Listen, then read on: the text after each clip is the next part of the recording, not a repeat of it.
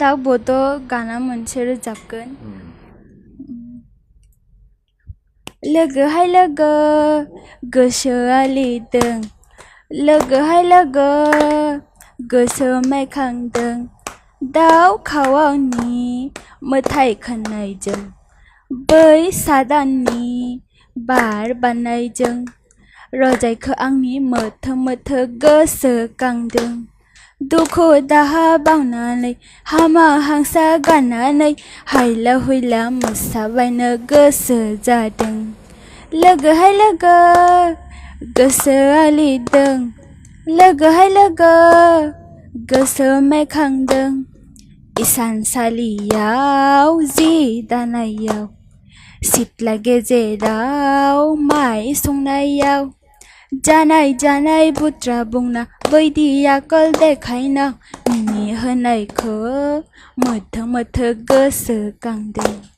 लोगोहाय लोगो मोथो मोथो गोसोखांदों खुलुमबाय खुलुमबाय दिनै आं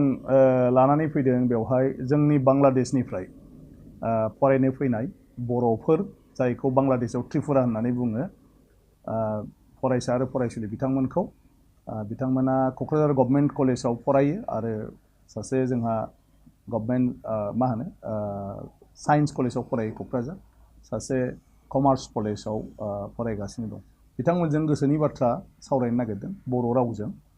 आरो हयथ' बिथांमोना गेजेर गेजेर गावसिनि माने जायगायाव रायलायग्रा माने ककबरक माने बरक राव बिसिना BOROK बरक जोंना BORO बर' गतिके केआ बबेनिफ्राय फैखो मिथिया नाथाय जोंनि रावफ्रा माने एखेयानो बुंनो थाङोब्ला ओंखायनो दिनै जोङो जोंनि रावजोंनो सावरायगोन दा आंनि खाथियाव दं जोंहा आपेल त्रिपुरा नोंथाङाथ' दा अलरेडि मायाव फरायो साइन्स कलेजाव फरायो मा क्लासाव BSCIT 6 सेमिस्टार मोनबाय आच्छा बिनि उनाव नोंथाङा जाहैबाय कबिन्द्र त्रिपुरा नोंथाङा दा मायाव फरायगासिनो दं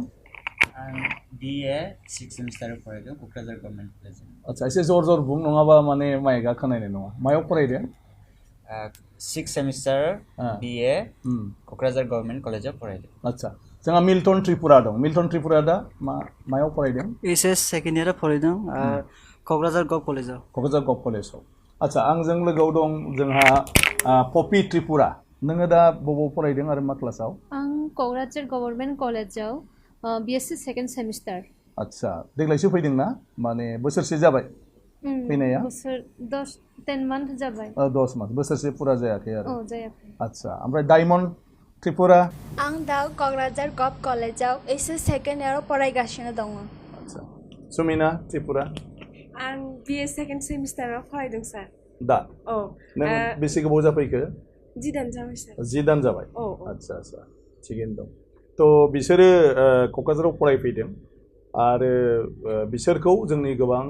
मानसिफ्रा स्पन्सर खालामदों फरायनायाव जों जेब्ला बड' नेशनेल कनफारेन्स माने खुंबाय थादोंमोन दुलाराय बुहुमनि बर'फोरखौ लानानै आरो बे समाव जोंनि गेजेराव सावरायनाय जादोंमोन जे जोंनि बबावबा एसे गोग्लैसोनानै थानाय आरो जोंनि गोरिब मानसिफ्रा जेराव गोजौ सोलोंथाइ लानो हायाखै बेफोरनि गथ' गथायफोरखौ जोङो हानायफ्रा माने बर'फ्रा माने बेखौ बा गुबुनाबो जोङो स्पन्सर खालामलायनानै फोरोंनायनि राहा लानांगौ बे हिसाबैनो बांलादेशनिफ्राय बांलादेश कल्याण माने संसदआ बिथांमोनहा माने दायथ' लानानै बे फरायसाफोरखौ दैथायहरदों आरो बिनि गेजेराव जोंनि मानगोनां BTCनि डिपुटि चिफ बिथाङा स्पन्सरशिप खालामनानै दिनै फोरोंबोगासिनो दं माखासेखौ आरो जोंहा सरन बर' MLA माने माजबाद समस्तिनि बिथाङाबो स्पन्सर खालामदों जांगिला हाजवारि होननाय सासे कन्ट्राक्टर बिथाङाबो स्पन्सर खालामदों आरो आं गावबो स्पन्सर खालामगासिनो दङ बेबायदिनो गोबां जोंहा स्पन्सर खालामग्रा जोंनि बर' गार्जेनफोर ओंखारदों आरो फैबाय थानाय समाव बांलादेश आरो नेपालनि फरायसा फरायसुलिफोरखौ बेबायदिनो जोङो एसे दायथ' लालायलायनानै फोरोंनायनि लामा लादों दा बे हिसाबैनो बिथांमोना जोंजों बेयाव सफैनानै दं आरो बे हिसाबैनो बिथांमोनजों माब्रै मोनदों माब्रै मोनाखै एसे गोसोनि बाथ्रा जोङो सावरायलायनो नागिरदों बर' रावजोंनो बा ककबरक बिथांमोना ककबरक रायलायो जेखौ कक माने राव बरक माने बर' आरोखि दा बिथांमोननि बर'का जाहैबाय के मोनसे दं दै BOROK मानो के थाखो बेखौथ' जों मोनथिला आरो बेवहाय मा BORO बर' नङा होमबा जोंनि फ्राय बांलादेश आरो बर'फोरनि रावा गोरोबथारो मानो गोरोबथारो बांलादेशआव दासिमबो लेंगुवेजखौ डेभेलप खालामनो थाखाय खुनु माने पलिसिं खालामनाय जायाखै गोदान गोदान सोदोब लानाय जायाखै ओंखायनो बांलादेशनि बर' राव आरो जों दा जेखौ 8th शेड्युलाव इन्डियायाव माने बाहायो बे बर' रावजों फ्राय सिमिलार ओंखायनो नोंथांमोना हयथ' बेवहाय फैनानै गोरलैनो बुजिनो हादों आरो खम समावनो रायज्लायनो हादों आरो बर'फ्रा जुदि बे जायगायाव थाङोब्ला बिसोरबो आं सानो दानसेनि गेजेरावनो से दाननि गेजेरावनो माने बे जायगानि बर' रावखौ बुजिहैगोन रायलायहैनो हागोन होमबा आफेल नोंथ' गोबाव जाबाय क'क्राझाराव फैनाया दा डिग्रिबो फरायगासिनो दङ नोंनि गोसोआव बेवहाय फैनानै माबायदि मोनदों बेखौ एसे माने खोन्थायोब्ला आं सानो बयबो बुजिनो हागोन मोजां मोनगोन बे आं क'क्राझाराव फैबाय 2017 आव बे फैबाय एडमिशन लाबाय साइन्स कलेजाव बेनिफ्राय गासिबो मोजां बुस्थुफोर लोगोफोरबो मोजां मानसिफोरबो मोजां आरो बिदिनो गार्जियानफोरबो मोजां जोंखौ नायो मा नांगौ मा नाङा जेबो गासै बुस्थुखौबो जोंखौ हेल्प खालामो जोंखौ गाइड खालामो बे मोजां बे एसेनि क'क्राझार जोंनि बर' आं जोंनि बांलादेशनि बर'जों सेम जोंना कालचारबो फ्राय मिलायो जोंना जानायफोर बुस्थुफोरबो सेम मिलायफैयो बेनि थाखाय जेबो इसा डिफारेन्स मोनाखै माने बांलादेशआव थानाय बायदि मोनबाय थादों गासिबजोंबो आंगो आरो आচ্ছা दे कबिन्द्र नोंलाय माबायदि मोनदों नोङो फैनानै नोंबोथ' गोबाव जाबाय न' दे खोन्थादो एसे हामबायसै सारखौ दिनैनि एजे नायथाव एकटा अनुस्थान प्रग्रामा लाबोबाय जोंखौ बेनि थाखाय सारखौ मोजां हामबाय हो आं एसे आंनि बे क'क्राझाराव फैनायनि एक्सपिरियेन्सखौ एसे बुंनानै नायो एक्चुअलि आं एसे आगेनि जे आं बांलादेशआव थाइफुनि आं बर'नि बेपारे जे कनसेप्ट माबायदि बेखौनो एसे शेयार खालामनो नाङा आं जेब्ला 2006-07 आव फरायफो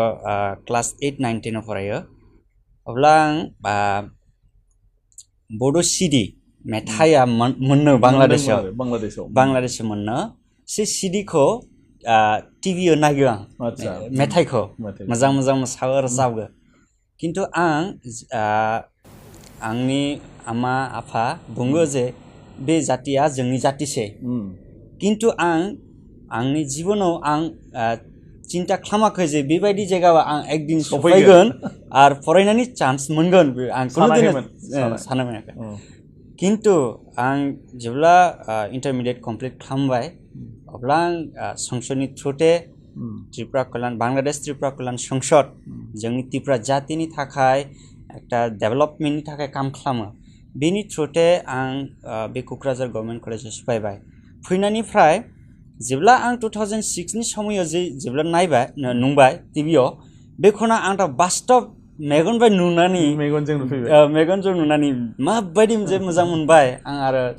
बुंनो हायाखै जोबोद मोजां जानाया लोंनाया रायलायनाया तारपर गाननाया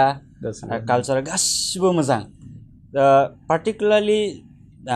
दखना गाननाया आं बिराद मोजां मोनो जे सिंग्रिफ्रा जे सिख्लाफ्रा जे दखना गाननानै माने ट्रेडिशनेल मोसानाया जानाया तारपरे रायलायनायबो 30-60% मिलायो तो बेखौनो फैनानै बे क'क्राझार जुदि फैयाब्लाथ' बेबायदि आं मोननाय नङा खिन्थु बे फैनायनिफ्राय आं जे ग्रेट एक्सपिरियेन्स खालामबाय एबं आं जिबनाव माने टेस्टिमनि होना मोनो जे बेबायदि मोजां आं मोनबाय आচ্ছা पपि नों मारै मोनदों क'क्राझाराव फैनानै बा बड'लेण्डआव फैनानै नों माबायदि मोनदों गोसोखौ आरो आगोलाव माबायदि खोनादोंमोन आरो दा बेयाव नों माबोरै मोनदों गोजोन्थों सार सिन्था खालामनाङा आरामै बुं आगेयाव आं बड'लेण्ड सम्पर्के मिन्थिया जेफोरनि बिखौ फैबाय देन बड'लेण्ड कालचार बड' सम्पर्के सिबाय बड'नि कालचारजों जोंनि त्रिपुरानि कालचार एखेयानो किन्तु 100% नङाबो 60 to 70% एखे और धर्म रिलिजियन भी एखे किन्तु त्रिपुरा बर'खौ क्या बुं मा बुंनो त्रिपुरा बर'क सोदोबजों बुं जेबो नङा त्रिपुरा बर'क बाथौ पूजा खालामो बर'फ्रा बर'फ्रा बाथौ पूजा खालामा और बड' खालामगोन और आरो त्रिपुराराव बिखौनो रिसा होनदों और बर'फ्रा आर'नाइ होनदों और बिखौनो रिनाय होनदों त्रिपुरा जों मा होनो रिनाय होनबाय रिनाय होनबाय बर'खा दखना होनबाय थिगैनो दे डायमना बुंलाय माब्रै मोनदों नोङो बेवहाय फैनानै गोजोन्थों सार आं बेयाव फैनानै मोजां मोनबाय जोंनि त्रिपुरा बांलादेशनि त्रिपुरा बाय जोंनि बड'लेण्डनि बर' जों गासिबो सेम जोंनि कालचारबो सेम जोंनि गाननाय मोसानाय रोजाबनाय गासिबो सेम मोनबाय आं ओमफ्राय आं जोबोर मोजां मोनबाय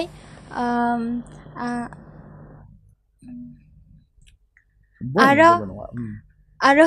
नायगोन बेखौ फैनानै बर'नि जानाय लोंनाय अमा बेदर ओमफ्राय लाब्रा ओमफ्राय नाफामबो जादों नाफाम आं बकबाय सार नाफामबो जाबाय ओमफ्राय आं मोजां मोनबाय नाफाम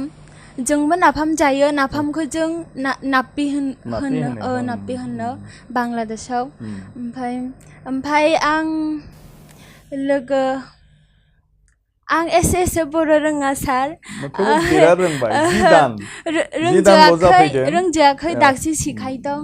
थेवबो बुजिनायाथ' बुजिजोब्बाय सार बुजिबाय नङा होमबा खिन्थु रायलायबाय थाबानो थाब जागोन आरो लोगोफोरखौबो कक बरक फोरों बिसोरजोंबो कक बरक फोरों होमब्लाना इजि जागोन ओरैनोथ' हाबायानो बुजिलायखायो नालाय जेबो प्रब्लेम गैया सुमिना दे सुमिनानि गोसोआव मा दं बेवहाय फैनानै खोन्था गोजोन्थों सार आङो इर'फायै खुब माने मोजां मोनबाय आगेयाव जे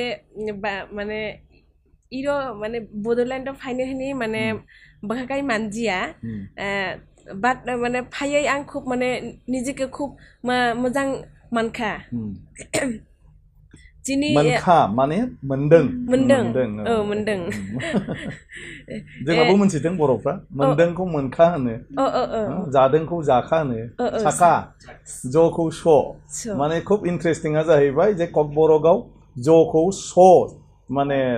साउन्ड खालामो प्रनाउन्स खालामो माने उच्चारण खालामो आरो ग'खौ ख आरो द'खौ थ दैखौ दै होनो नङा होमबा आरो जाखौ चा होनबाय चा आरो बाजैखौ मा होनो बाचै आदाखौ आटा आटा गतिके द'खौ नोंसोर ट होनो बर'फ्रा द होनो माबा मोनसे रोगाबा नोंसोर होनो रोखा रोखा बर'फ्रा होनो रोगा रोगा नङा होमबा फै होनबा नोंसोर मा होनो फाय जोंनाव बैयाव फाय होनो खिन्थु सानजारि होननानै बुङो जोंनिया बेखौ जोंनाव डाइलेक्ट दं जायगा लायै लायै नोंसिनिजों गोबां गोरोबो ओमफ्राय थांदों होनबा मा होनगोन थांखा थांदो होनबा थांदि नङा होमबा गतिके जेबो डिफारेन्स गैया इजियै ककबरकखौ मिक्स खालामनानै रायलायब्लाबो माने जालांजोबो थ' जायखिजायाथ' लोगोफोरजों मिलायनो हादों हस्टेलाव क्लासाव रायलायलायनानै बर' लोगोफोरजों आरो माबाफोर एक्सपिरियेन्स सार बांलादेश ककबरक आरो बड'लेण्डनि बर' सेम एखे कालचार गन्थङाबो बिदिनो ना मोखांफ्राबो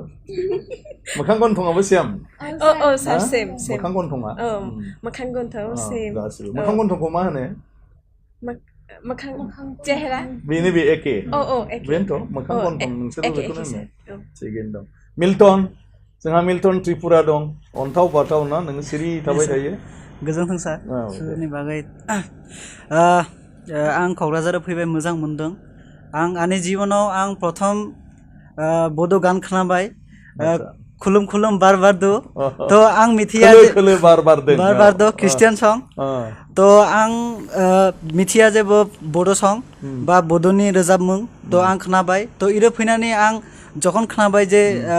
लोगोफोरा जे खुलुम खुलुम बार बारदो तो आं मिथिबाय जे मा ए गानथ' आं खोनाबाय फैनानै आगेयाव तो आं माने एसे माने सारप्राइज जाबाय जे बेबायदि गानाबो आं इरो फाय मोननो बा मोनदों तो आं गोजोन्थों सारनो जे त्रिपुरा कल्याण संसदनो जे आंखौ सुजुग होबाय बा आंखौ चान्स होबाय इरो फैनानै फरायनि तो आरो सारनोबो आं धन्यबाद होगो जे जोंखौ हेल्प खालामनायनि बागै जोंखौ ओरैबायदि मोजां मोजां जोंनो गाइडलाइन होनायनि बागै आरो इरो आं फैनानै जे नारजिया जाबाय आंनि जिबनाव प्रथम नारजिया तो आं बोखाखाखा बा आं चिन्ता खालामबाय जे बेबायदि अमा बेदरनि जे थैया आं बोखाखाबाय जे अमा बेदरनि थै तो आं जानायनिफ्राय आं मोनबाय जे गोखा तो आंनि मनिटर अमा बेदरनि थैसो सानदोंमोन नारजिखौ तो आं पूरा प्लेटफुल लाबाय जानानै तो इन्दिफोर आनो मनिटर हिमबाय जे मिल्टन नों मा सांनो इमा मा माने मा मोनबाय नों जानानै तो आं बाय आदा एथ' पुरा माने गोखा आं जानो हाया ते आदा मिनिबाय आंखौ चेष्टा खालामदि इमा बर'नि गोथाव नार्जारि नारजि ओंख्रि तो इरो फायना आं आरो अंला जाबाय अंला बेबायदि बांलादेशआव जायो बेखौ जों हियो जे चाखै तो मेवा खारैनि साखैया चाखै बेखौनो जों बांलादेशआव चाखै हियो तो बेबायदि मोजां मोनबाय आरो इरोनि लोगोफ्रा आदाफ्रा आंखौ हेल्प खालामबाय फोरोंगिरिफ्रा आंखौ गाइडलाइन होबाय तो आं मोजां मोनबाय आरो जिनि जे ककबरक इरोनि चिनि बांलादेशनि ककबरक